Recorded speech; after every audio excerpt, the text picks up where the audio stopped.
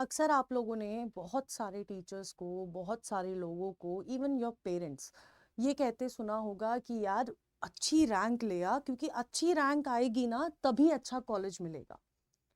और वो अच्छी रैंक डिपेंड करती है अच्छे मार्क्स पे। बट वो मार्क्स इन एक्चुअल होने कितने चाहिए? क्योंकि अगर हम लोग नीट की बात करें तो हर साल ये जो मार्क्स होते हैं ये करते हैं डिफर। तो आप लोगों का ऐसा कौन सा टारगेट होना चाहिए, क्या मार्क्स आपके पास होने चाहिए कि आपकी जो रैंक है वो अंडर 1000 आ जाए? ये बहुत बड़ा क्वेश्चन है कि यार कैसे ये चीज वैरी कर रही है, कैसे हर साल मार्क्स वैरी कर रहे हैं। बट सिलेक्शन अगर हम लोग बात करें तो उन्हीं 1,10,000 बच्चों का हो रहा है। किस बेसिस पे हो रहा है, क्या क्राइटेरिया है? और अगर हमें एक अच्छा कॉलेज चाहिए तो हमें चाहिए अंडर 1000 रैंक। और ये मैं आपको अभी पूरी एनालिसिस के साथ पूरी इस वीडियो में हर एक चीज स्टेप बाय स्टेप बताने वाली हूं, तो इस वीडियो को ध्यान से सुनिएगा। And welcome to NCERT NEET Adda 24/7। मेरा नाम है Bharti and I am a biology educator and a NEET counselling expert too. सबसे इंपॉर्टेंट फैक्टर इज कि यार हमें क्यों, why we need under 1000 rank. क्यों बोला जाता है कि यार 1000 से अंदर रैंक आएगी ना तभी कुछ अच्छा कॉलेज मिल सकता है, वरना अच्छा कॉलेज मतलब कॉलेज तो मिल जाएगा, है ना, लेकिन एक अच्छे कॉलेज की बात अलग होती है ना।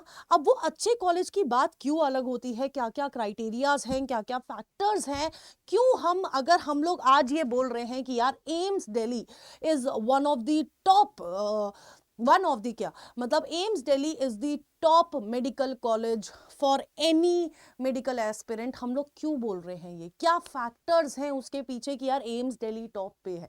ठीक है, क्या फैक्टर्स है कि एम्स दिल्ली के बाद एम्स जोधपुर टॉप पे है? उसके बाद कौन से फैक्टर्स है जो वीएमएमसी एमएएमसी इन सारी चीजों को होल्ड करके रखता है इन टॉप पोजीशंस? वाई, है ना, क्यों हमें ये अंडर 1000 रैंक चाहिए? सबसे पहला रीजन क्यों चाहिए, ये वो कॉलेजेस हैं जो हर एक मेडिकल एस्पिरेंट का सपना होता है। चाहे वो एम्स हो, चाहे वो वीएमएमसी हो, एमएएमसी हो, बीएचयू हो, आरएमएल हो, दिल्ली वाला, और आपके खुद के स्टेट के टॉप मेडिकल कॉलेजेस। ये कॉलेजेस आपको तभी मिलते हैं जब आप लोगों की जो रैंक होती है अंडर 1000 आती है। वो एम्स का टैग हो, वो वीएमएमसी का टैग हो, वो केजीएमयू का टैग हो, वो बीएचयू का टैग हो, वो आपके स्टेट के top medical college like Chandigarh का GMCH, like BJMC government medical college of Gujarat, PGIMS Rohtak of Haryana, ये आपको क्यों मिल रहे हैं? ये आपको कैसे मिलेंगे? ये आपको तभी मिलेंगे जब आपकी रैंक अंडर 1000 आएगी। अब ये क्यों हो रहा है? देखो, आपकी जो रैंक डिपेंड करती है वो डिपेंड करती है आपके मार्क्स पे, but getting a college is will always depend upon the rank. ठीक है, ये हमेशा आपको ये चीज इस पे डिपेंड करेगी। अब ये हो क्यों रहा है? अब मैं आपको एक नॉर्मल सी चीज बोल रही हूँ कि क्यों मैं बोल रही हूँ कि यार रैंक हमें लानी पड़ेगी।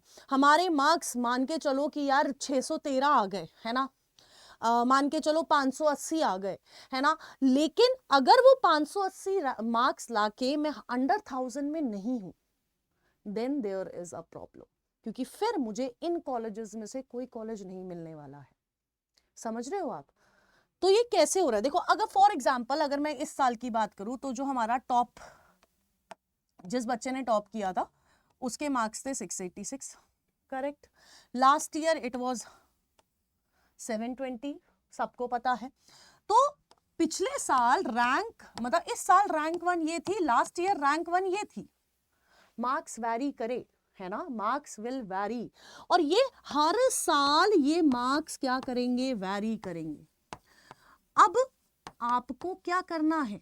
आपको कोशिश करनी है कि आपका जो टारगेट हो, अगर आपको अंडर 1000 रैंक चाहिए, आपका टारगेट ऑटोमेटिकली 720 होना चाहिए। आप जब तक ये टारगेट नहीं लेके चलेंगे बेटा जी, तब तक आप रैंक 1 से 1000 के बीच में लाए नहीं करेंगे। क्योंकि बहुत सारे बच्चों को मैंने देखा है जो पहले ही सोच लेते हैं यार टॉप 1 तो आने से रहा, है ना यार, मतलब कोई भी मेडिकल कॉलेज मिल जाए चल जाएगा, मेडिकल कॉलेज सारे अच्छे हैं, लेकिन अगर कोई बच्चा, हम बोल रहे हैं यार वो एम्स में गया है, वो टॉप 1 वाले बच्चे को ही एम्स क्यों मिल रहा है? क्योंकि एम्स वो कॉलेज है जिसके लिए इतनी फाइट होती है कि यार वहां सीट चाहिए, एक ब्रांड वैल्यू क्रिएट होती है, एक अच्छा एल्यूमिनाई बेस है, फीस ना के बराबर है, फैसिलिटीज बहुत सारी हैं, और बहुत सारी चीजें ऐसी हैं जो तुम सोचोगे कि आगे तुम्हें बहुत हेल्प करने वाली होगी, क्योंकि आपकी करियर ट्रेजेक्टरी आप किस कॉलेज में है उस चीज पे डिपेंड करती है। मैं आपको एक बहुत सिंपल सा एग्जांपल लेके समझाती हूँ। अगर एक स्टूडेंट है जिसने आईआईटी से अपनी बीटेक करी है, और वहीं पर एक स्टूडेंट है जिसने किसी प्राइवेट कॉलेज से अपनी बीटेक करी है, और अगर वो दोनों जॉब के लिए जा रहे हैं, किसको ज्यादा वेटेज मिलेगी, किसको ज्यादा प्रेफरेंस मिलेगी? वो मिलेगी आईआईटी वाले बच्चे को। सेम केस आपको यहाँ पर मेडिकल कॉलेजेस में भी देखने को मिलेगा, मेडिकल करियर्स में भी देखने को मिलेगा। इसलिए college is very very very much important कि आप कौन से कॉलेज में जा रहे हैं। अब ये 1000 रैंक अगर लानी है तो यार वो बच्चे अलग कुछ घुट्टी तो पी नहीं रहे होंगे कि उनकी अंडर 1000 रैंक आ रही है, वो भी तुम्हारी तरह ही बच्चे हैं, बस दे नो कि यार पुश कैसे करा जाए खुद को।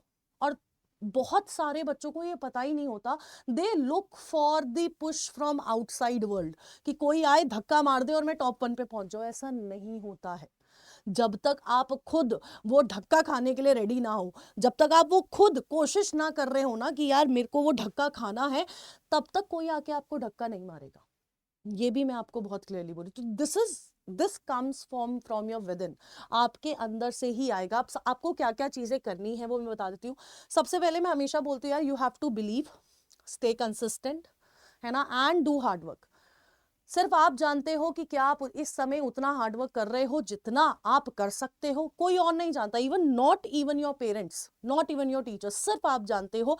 क्योंकि हम अपने आप को सबसे ज्यादा जानते हैं, हमें पता है कि यार मुझे पता है कि मैं थोड़ा और मेहनत कर सकती हूँ, लेकिन मैं नहीं कर रही हूँ। तो ये आपको करना पड़ेगा। You have to believe your self कि आप कर सकते हो, you have to work hard and you have to stay consistent. दूसरी चीज, एक टॉपर और एक एवरेज स्टूडेंट में क्या डिफरेंस है? पहला डिफरेंस पता है क्या है सबसे बड़ा? दे ऑल आर, जितने भी टॉप 1000 वाले बच्चे होते हैं ना, majorly they complete their syllabus by December और जैन। चाहे वो फ्रेशर बच्चा है, चाहे वो ड्रॉपर बच्चा है, वो अपना सिलेबस दिसंबर जनवरी तक खत्म कर लेता है, क्योंकि उसके बाद उसे सिर्फ रिवीजन पे फोकस करना होता है। वो कोशिश ये करता है कि कम से कम 20-25 बार मैं रिवीजन पढ़ लूं, कर लूं, 20-25 बार मैं अपनी एनसीईआरटी पढ़ लूं, 20-25 बार मैं अलग अलग तरह के, मतलब 50 टाइप ऑफ क्वेश्चन है तो 50 टाइप ऑफ क्वेश्चन मैं 25 बार कर लूं। समझ रहे हो? और जितने पीवाईक्यूज आए हैं वो मैं करूं। दूसरा फोकस उनका ये रहता है कि यार मुझे ना जितने हो सके उतने मॉक टेस्ट देने हैं, क्योंकि मैं जितने मॉक टेस्ट दूंगा उतना ज्यादा मुझे एग्जाम में बैठने का डर कम होगा, उतना ज्यादा मैं अपने आप को इम्प्रूव कर पाऊंगा, क्योंकि हर मॉक टेस्ट के बाद मैं एनालाइज करूंगा, अपनी गलतियां निकालूंगा, मैं उन टॉपिक्स पे फोकस करूंगा यार जिन टॉपिक्स पे मैं वीक हूं, और मैं उनको स्ट्रॉन्ग करूंगा। मैं कोशिश, मतलब मैं कुछ छोड़ने ही नहीं वाली हूं कि यार मेरा ये टॉपिक थोड़ा सा वीक है, इसको रहने देते हैं, नहीं, मैं पूरी कोशिश करूंगी अगर ये वीक है ना, मैं इसको स्ट्रॉन्ग में कन्वर्ट करूंगी। तो this is how they work. और बहुत सारे स्टूडेंट इस तरह से वर्क नहीं कर रहे हैं। वो पता है क्या सोचते हैं कि यार अगर 100 टॉपिक में से 2 टॉपिक अगर मेरे वीक है तो उनको वीक ही रहने देता हूँ ना, भले ही मेरे पास 3 महीने बाकी हैं, लेकिन वीक रहने देता हूँ। क्या फर्क पड़ता है? फर्क पड़ता है, क्योंकि नीट में एक एक मार्क्स से फर्क पड़ता है। नीट के अंदर अगर आपकी सेम मार्क्स भी है ना, तो भी आपकी रैंक वैरी करती है बेस्ड ऑन डिफरेंट क्राइटेरियाज, कि आपके बायो में मार्क्स कितने हैं, आपके फिजिक्स में मार्क्स कितने हैं, आपके केमिस्ट्री में मार्क्स कितने हैं, आपकी एज क्या है, इन सारे फैक्टर्स पर आपकी रैंक डिपेंड करती है। सो ये मैटर करता है, ट्रस्ट मी ऑन दिस, ये मैटर करेगा। नेक्स्ट चीज देखो, मॉक टेस्ट की बात करी, मॉक टेस्ट मैं आपको बता देती हूँ, आप हमारे एनबीटीएस में एनरोल कर सकते हो। एनबीटीएस 2.0 इज हियर, सिर्फ 1700 रुपये का है after using the code ZBBS। और मैं पता है ये क्यों बोल रही हूँ, मैं इसलिए बोल रही हूँ क्योंकि आप एनबीटीएस के बारे में कहीं पर भी सर्च कर लो, अड्डा 24/7 के एनबीटीएस के बारे में, you will find out that it is the best test series. Last 2-3 सालों से ये टॉप में चल रही है। और सच्ची बता रही हूँ कि हमारी एक स्टूडेंट भी है और एनबीटीएस में she used to be like second third rank पे, एंड अभी उसका जो रैंक थी मतलब अंडर 200 थी। वो क्यों थी? वो इसलिए थी क्योंकि वो रेगुलर थी, वो कंसिस्टेंटली ये मॉक टेस्ट दे रही थी। इट इज मतलब इसमें आपको part test, full test, 11th के टेस्ट, 12th के टेस्ट, सारी वेराइटी ऑफ टेस्ट मिल जाएंगे विद एनसीईआरटी बेस्ड क्वेश्चंस। और एनसीईआरटी बेस्ड क्वेश्चन आपको इससे अच्छे कहीं नहीं मिलने वाले, ये मेरी गारंटी है। So you can enroll in this NBTS as well. Mock test के अलावा आपको अपनी जो प्रिपरेशन है उसको थोड़ा स्मार्टली आगे बढ़ाना पड़ेगा, because it's already October had started. तो सबसे पहली चीज क्या करनी है? सबसे पहली चीज आपको अपने खुद के माइंड मैप क्रिएट करने हैं। आपको हर टीचर माइंड मैप दे देगा एट द एंड, लेकिन मेरा मानना यह है, क्योंकि एज अ स्टूडेंट अगर मैं किसी के शॉर्ट नोट्स देखती थी, मुझे नहीं समझ आते थे, मतलब मैं सब कुछ नहीं समझ पाती थी उसमें से, क्योंकि वो उसने अपने हिसाब से बनाए होते हैं। टीचर्स ने भी वो माइंड मैप अपने हिसाब से बनाए होते हैं। लेकिन अगर आप खुद के माइंड मैप्स खुद बनाओगे तो आपको कहीं ना कहीं पता होगा कि यार हाँ ऐसे ऐसे, और एक तो आपका रिवीजन हो जाएगा वो माइंड मैप बनाते बनाते। And try making mind map जब आपका पूरा वो चैप्टर खत्म हो गया होगा, जब पूरा अच्छे से पढ़ लिया ना, उस दिन माइंड मैप बनाने बैठ जाओ बिना बुक्स खोले। और जब बुक्स खोलो बाद में, जब वो बन जाए पूरा, जब वो बुक खोलो तो आप देखो कि आपने कौन सा पॉइंट मिस कर दिया है। It will help you. मान के चलो आप खुद के फॉर्मूला चार्ट्स सिमिलरली ऐसा ही करो। फिजिक्स का एक चैप्टर हो गया है, केमिस्ट्री का एक चैप्टर हो गया है, अब उस चैप्टर में जितने फॉर्मूला तुम्हें याद है लिख लो एक जगह पर, और बिना देखे लिखो। फिर देखो यार मेरा कौन सा मिस हो गया, और वो मिस पता है क्यों आई? क्योंकि तुम्हारे दिमाग में उसकी मेमोरी थोड़ी सी फेड हो गई है, तो वो दोबारा रिवाइज करो। ठीक है, रिएक्शंस का मैकेनिज्म लिख लो, इंपॉर्टेंट डेट एंड पीपल लिख लो, और आपको आपके चैप्टर वाइज वेटेज बहुत अच्छे से पता होनी चाहिए। आपको जितने क्वेश्चन आप सॉल्व कर सकते हो उतने क्वेश्चन सॉल्व करो, एंड मेजरली फोकस ऑन दो टॉपिक्स जो लास्ट ईयर्स में से, प्रीवियस ईयर्स में से मोर देन ट्वाइस रिपीट हुए हैं। क्योंकि अगर वो मोर देन ट्वाइस रिपीट हुए हैं तो एनटीए की नजर में they are very important chapters, very important topics, तो वो आपको जरूर से देखने हैं। ठीक है, अब सबसे इंपॉर्टेंट चीज मैं आपको एक और चीज बता रही हूं यहां पर आपको, क्योंकि मैंने बोला solve as many as questions you want. अगर आपको एक महा प्रैक्टिस कॉम्बो चाहिए जहां पर आपको टोटल 21 बुक्स यहां पर आपको मिलेंगी, and it is only of 3500 अगर आप कोड यूज करते हो ZBBS, तो आप ये मान के चलो, और ये सिर्फ आज तक वैलिड है 3rd of October तक। ठीक है, एंड आप ये मान के चलो बेटा जी कि अगर आप ये महा प्रैक्टिस कॉम्बो ले रहे हैं then it is going to help you a lot, बहुत ज्यादा हेल्प करने वाला है। क्योंकि इसमें आपको चाहे असर्शन रीजन हो, चाहे मैच द फॉलोइंग हो, चाहे फिल इन द ब्लैंक्स हो, चाहे आपके स्टेटमेंट बेस्ड क्वेश्चन हो, सब कुछ यहां पर मिल जाएगा इसी कॉम्बो में। मॉक टेस्ट मिल जाएंगे, बहुत सारी चीजें आपको यही मिल जाने वाली है।